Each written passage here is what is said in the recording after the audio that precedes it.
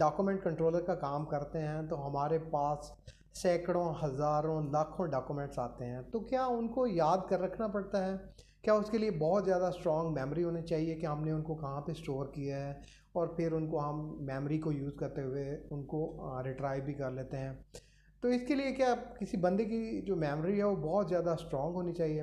اسی کا آنسر دینے کے لیے میں نے یہ ویڈیو بنائی ہے۔ میں نے سوچا ہو سکتا ہے کسی اور کے ذہن میں بھی اس طرح کا کویشچن ہو تو یہ کنسیپٹ بالکل کلیئر ہو جائے۔ سب سے پہلی بات تو یہ ہے کہ جب آپ ڈاکومنٹ کنٹرولر کا کام کرتے ہیں تو آپ کے پاس سینکڑوں ہزاروں یا لاکھوں ڈاکومنٹس نہیں آتے ہیں، بلینز آف ڈاکومنٹس آتے ہیں۔ جب آپ خاص طور پہ کسی کنسٹرکشن سائٹ کے اوپر کام کرتے ہیں تو وہاں پہ اتنے ڈاکومنٹ آتے ہیں کہ آپ کی مت ماری جاتی ہے، اور وہاں پہ اگر صرف ہم میموری کو یوز کریں تو اٹس ناٹ پاسبل۔